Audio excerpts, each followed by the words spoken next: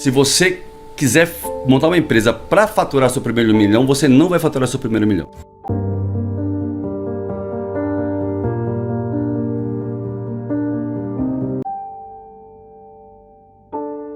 Quando que virou essa chave pro empreendedorismo, assim, que você falou, cara, vou empreender? Aconteceu alguma coisa, algum fato marcante? Aconteceu. Eu tive uma grande crise de estresse trabalhando, porque eu trabalhava e não tinha propósito. Eu trocava tempo por dinheiro. Eu era muito eficiente no que eu fazia, tanto é que eu cheguei a diretor de uma multinacional, só que eu trocava tempo por dinheiro. E se você ficar trocando tempo por dinheiro e achar que tudo é na força do seu braço, quando existe algo maior, não importa se você empreende, não importa se você é CLT, você vai ter problemas. E eu tive uma grande crise de estresse. E aí, onde eu saí dessa crise de estresse? Eu fui uma vez só num psicólogo, uma consulta única.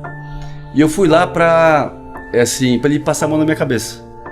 Eu fui lá e falei, não, olha, eu trabalho demais, eu tenho uma carga horária assim, eu tinha 2.500 funcionários que eu era responsável aqui no Brasil. E aí eu esperava, ele falou, não, é verdade, você trabalha muito. Ele falou o seguinte pra mim, Zanon, tem gente que vai pra guerra, volta mutilado e com a cabeça inteira. Tem gente que volta inteira, mas com a cabeça mutilada. Tudo depende do quanto de pressão que você aguenta. Eu falei, caramba, o problema tá em mim, não tá na carga de trabalho. E aquilo caiu como... E eu busquei onde? O propósito para sair daí, na parte espiritual. Eu comecei a buscar Deus de verdade. Entender que eu não estava aqui de passagem para ganhar dinheiro. Aliás, ninguém está aqui para ganhar dinheiro. Se alguém montar uma empresa para ganhar dinheiro, montou a empresa com a intenção errada. E tudo começa na intenção, né? E isso caiu muito forte dentro de mim. Eu falei, não, então eu vou empreender, mas eu quero empreender de uma maneira diferente. Eu quero empreender da forma que eu estou tendo esse contato agora com algo muito maior.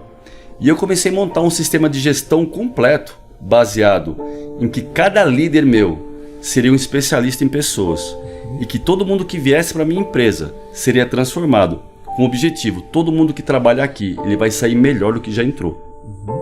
E todo o sucesso eu devo a isso, a realmente amar pessoas e entender que a minha empresa também seria um lugar para que cada funcionário pudesse cumprir o propósito dele dentro da empresa. Show de bola. Bora falar dos pilares para a pessoa poder faturar o primeiro milhão? Vamos lá. Na sua visão, quais são assim os 3 pilares fundamentais para qualquer empresa, qualquer pessoa que for empreender faturar o seu primeiro milhão? Vamos lá. Como eu falei, a primeira coisa começa pela intenção. Veja bem, se você vai montar uma empresa, se você quiser montar uma empresa para faturar seu primeiro milhão, você não vai faturar seu primeiro milhão. O que você tem que achar? Realmente, qual que é o seu talento? Começa por aí. Se você vai empreender, tem que olhar para dentro, ter a capacidade, a coragem de olhar para dentro e saber em que eu sou bom de verdade, qual que é o dom que Deus me deu e que o mundo precisa. Porque pode reparar, Zanon, no contrato social de qualquer empresa não tem o KINAI ganhar dinheiro. Não existe. O que você põe, a primeira coisa é a razão social, ou seja, qual que é a razão que você vai existir para a sociedade. Então tudo parte daí. Se você de verdade entender o que você vai fazer aqui, qual que é o dom que você tem e o que o mundo precisa, as startups falam muito sobre isso. Qual que é a dor que você vai tirar do mercado? E o pessoal ficar procurando essa dor fora, o que eu vou fazer? Não, tá dentro. Porque a hora que você souber quem você é de verdade, qual que é o seu dom, você pode ter certeza que o mundo precisa do que tem aí dentro. Então essa é a primeira coisa. E aí é lógico, depois que você estruturou isso, você vai... Mas antes de falar do segundo pilar, o primeiro pilar é o dom. Exatamente. Perfeito? Na sua visão, eu vejo que muitas pessoas, eu também tive essa dificuldade, mas como encontrar esse dom, assim, como saber o meu dom? Quais perguntas você se faria para poder descobrir esse talento, esse dom? Eu gosto muito de uma técnica que usa 9 perfis de comportamento, 9 perfis de comportamento. Nesse perfil de comportamento, se você tiver a oportunidade de olhar para dentro e descobrir qual que é o seu perfil de comportamento, nesse perfil de comportamento tem sua trava emocional e o seu dom. E eles fazem parte de uma mesma linha. Sabe dimerizador de som que você dimeriza? A sua trava emocional é o seu dom distorcido. E cada perfil de comportamento tem um tipo de dom que está dentro de você. Aí dom é uma coisa e competência é outra.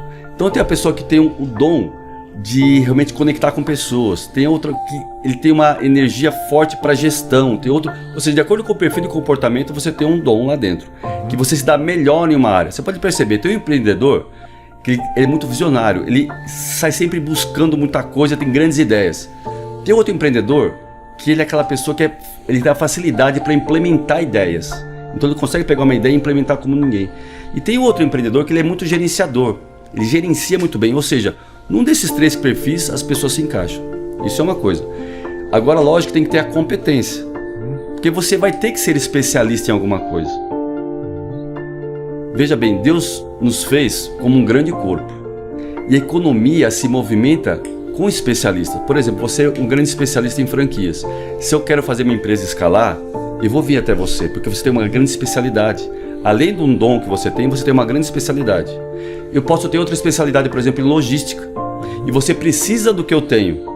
E essa grande troca, é que faz a economia se movimentar. Então Deus já fez isso de propósito, que as pessoas vão ter especialidades diferentes, dons diferentes, que é para a economia movimentar. E aí, quando eu encontro o valor no que você tem, eu estou disposto a dar um valor em dinheiro por isso.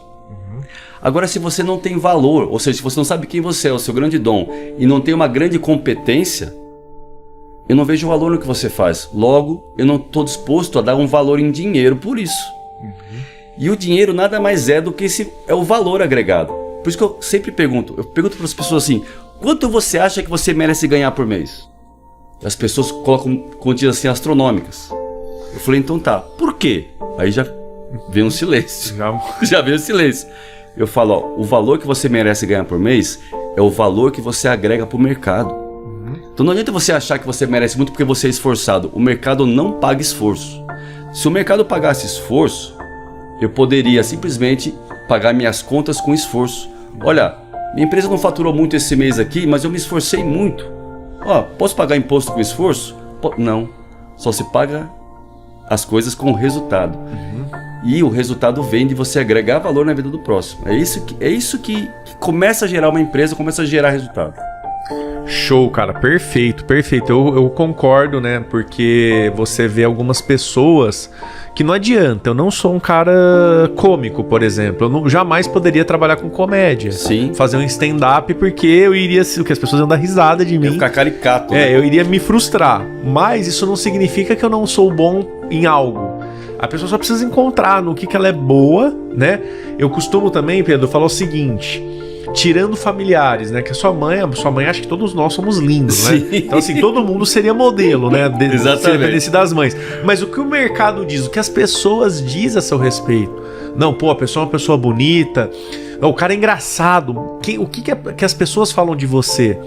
Já dá pra ter o quê? Um norte. Com certeza. Pô, as pessoas falam, pô, o Zanon é um cara, sempre falaram, sabe o que de mim? Que eu era mão de vaca. Tá. Então, pô...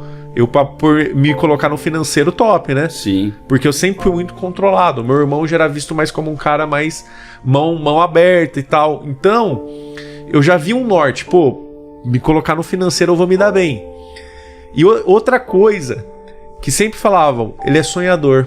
Desde criança, eu nunca vou esquecer. Meu pai falava... Meu pai chama Reinaldo, também sou Reinaldo, então ele me chamava de Reinaldinho. O Reinaldinho é muito sonhador.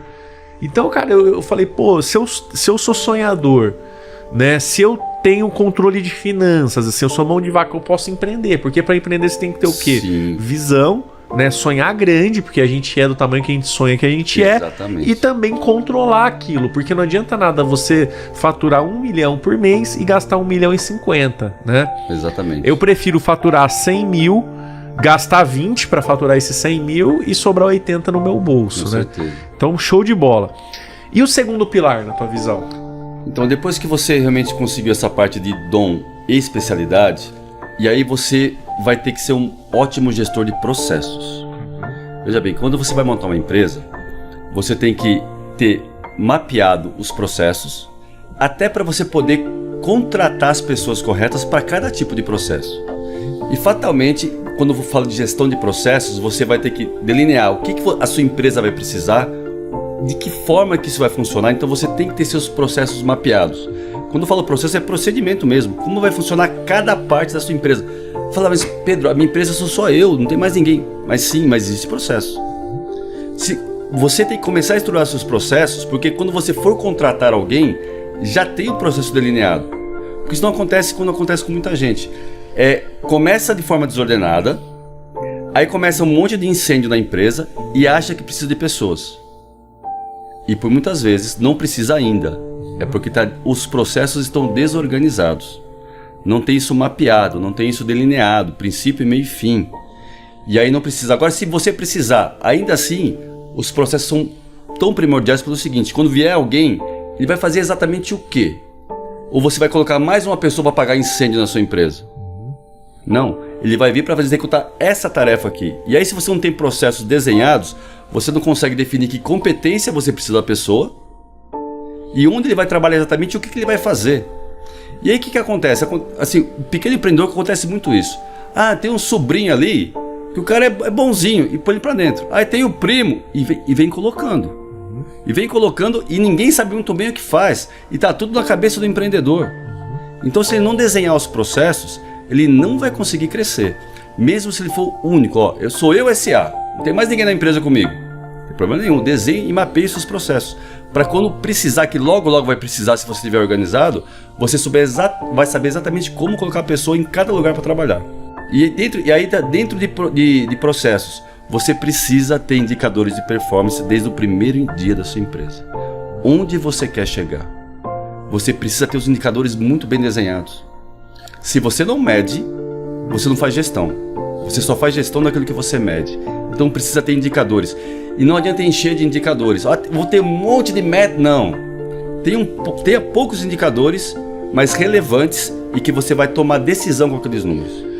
Legal essa colocação. Antes de falar dos indicadores, voltando um pouquinho aí nos processos, para quem está assistindo a gente, às vezes não entende o que é um processo. Processo é muito simples. É um mapa que, se eu morrer amanhã, você vai ter um guia, né? Um mapa do que é que tem. Vendas, vendas a contratação. Bom, contratação tem que ter esse perfil, tal. Vai ter que ter uma empresa de seleção ou eu faço seleção interna. Isso tem que estar tudo desenhado, porque para não ficar na mão do Reinaldo, na mão do Gustavo, porque o objetivo de uma grande empresa é que essa empresa se vai perpetuar por séculos. E uma hora eu não vou estar mais aqui, às vezes eu não sei nem se vai ser da minha família, pode ser que vai ser vendida a minha empresa. Aliás, todo negócio um dia você escala ele para vender, né? Assim como você fez o seu. Exatamente, a melhor coisa. E vou falar, Reinaldo, assim, quando alguém for desenhar um processo da empresa, ele tem que sempre desenhar o processo olhando para a necessidade do cliente. Vou dar um exemplo simples aqui. Sei lá, restaurante Aquilo. Quero que eu mostrar o restaurante Aquilo. Aqui, por exemplo, nós estamos num prédio comercial aqui, que um restaurante Aquilo aqui vai matar a dor de muita gente. Porque vão ter vários funcionários aqui que precisam sair para almoçar, comer rápido e voltar. Eu falo, tem 40 minutos para comer de repente. Como é que ele vai estruturar o processo de um restaurante Aquilo? Veja bem, ele vai pensar, peraí, o que meus clientes precisam? Comer rápido, a um preço legal, né? E se eu estruturar uma fila só aqui no meu restaurante, vai ficar uma fila enorme. Peraí, e se eu tiver 4 balcões de atendimento onde as pessoas chegam e já saem rápido do outro lado? Ou seja, ele vai estruturar o processo dele de acordo com a intenção e a dor que ele quer matar no mercado. Isso que traz sucesso. E para quem está começando, que é um microempreendedor e não tem processo nenhum, quais seriam os 5 principais processos a ser desenhado? Olha, primeira coisa, você precisa definir a sua parte operacional. Vamos supor, se você vende pipoca, como que é o processo para você produzir, comprar, ou seja, toda a parte operacional do seu carrinho de pipoca, por exemplo. E falar, mano, pipoca, Pedro. Existe empreendedor, por exemplo, tem o Valdir lá de Curitiba, o Valdir Pipoca, já ouviu falar dele? Já ouvi falar, famoso. Ele tem franquia hoje em dia. Então, ou seja, porque ele é estruturado e organizado. Porque tem processo. Tem processo. Como eu trabalho com franquia, eu entendo bastante disso aí. Não tem como você franquear sem processo. O processo faz parte do franqueamento. A gente tem a Zanon Expand, que a gente transforma negócios em franquias. Então a gente fica 6 meses estruturando o quê? Os processos. Exatamente. Como é que funciona? Tá? Aí o consultor vai, mas e aí? E se apertar isso aqui? Se fizer isso? Aí você vai desenhando os processos. Porque quando um franqueado compra um negócio, ele compra um modelo pronto, né? Ele tem que ter um manual operacional. Porque a franquia é a multiplicação de uma célula perfeita, né, Zanon? Sim. E se quem está começando pequeno é uma pequena célula, não é um grande corpo ainda. Então a parte operacional é a primeira coisa. Segunda parte, a parte financeira. Você tem que ter processos na sua parte financeira, desenhado. Quanto que você vai tirar para você por mês. Quanto que é separado para cada área de custo da sua pequena empresa? Você não pode começar o seu mês com uma surpresa. Quanto que eu vou gastar no final desse mês? Não sei, vamos deixar o mês rolar? Não. Você tem que planejar o seu mês antes de começar. E aí, cada centavo que vai sair da sua empresa, você fala, opa, a conta aqui de manutenção, eu tenho R$1.000 para gastar aqui. Então, gastei acabou. Então, ó, essa manutenção agora eu posso deixar para o próximo mês? Vou ter que deixar, porque meu budget aqui já estourou. Ou seja, você vai definir contas por cada área da sua empresa antes de começar o mês. E aí, no decorrer do mês, você vai fazer a gestão financeira da sua... E é simples. É você planejar o mês antes de começar. Eu planejo, assim, as metas do ano, tá? E eu planejo 3 meses para frente no máximo hoje em dia. Porque muda muito. Então, o pequeno empreendedor, vou falar, se todo pequeno empreendedor planejasse um mês, seria maravilhoso, porque a maioria não consegue planejar nenhum mês. Com certeza. E falando de planejamento, vamos falar um pouquinho dos indicadores. Eu costumo dizer o seguinte: o indicador, ele é igual um Boeing. Um Boeing é um avião bom? Excelente. Voa rápido? Voa rápido. É pressurizado? Sobe a 40 mil pés? Sobe a 40 mil pés. Mas o que chama atenção na aviação, que até as crianças ficam encantadas, é a cabine de comando. Você chega lá, é tudo lindo, maravilhoso, cheio de botãozinho daqui, dali. Cara, quem não entende fala, meu, como que o cara consegue? Mas cada botão daquele é um indicador. Por exemplo, tem botão que vai medir a temperatura do motor, se o motor está funcionando tudo certinho. Tem um outro que vai o quê? Mostrar se tem tráfego perto, se você corre risco de colidir ou não. Tem um que mostra a altitude, a velocidade, ou seja, tudo detalhado. Por um Boeing voar alto e rápido, ele tem que ter vários indicadores. Sim. Assim como o seu negócio. Se você quer voar rápido e alto, você precisa ter vários indicadores. Sim. Que é como você falou. Não tem como medir algo se eu não tenho como mensurar. Exatamente. E assim, eu indico 4 classes de indicadores. Um é indicador de cliente, ou seja, você medir como é que está a satisfação do seu cliente. Aí você vai ter um indicador financeiro, um indicador de processo e um indicador de pessoas. Ou seja, o engajamento da sua equipe. Se você tiver 4 indicadores para começar, já está ótimo. Não precisa mais do que isso. Se você tiver muitos indicadores, você pode se perder em tanto número e não vai conseguir fazer a gestão. E você usa algum sistema para controlar esses indicadores? Quem está começando às vezes não tem tanta grana às vezes para usar um sistema tão avançado. Você indicaria algum? Assim, qual que é o básico? Como que? Olha, vou controlar o quê? Numa planilha de Excel? Alguém vai alimentando?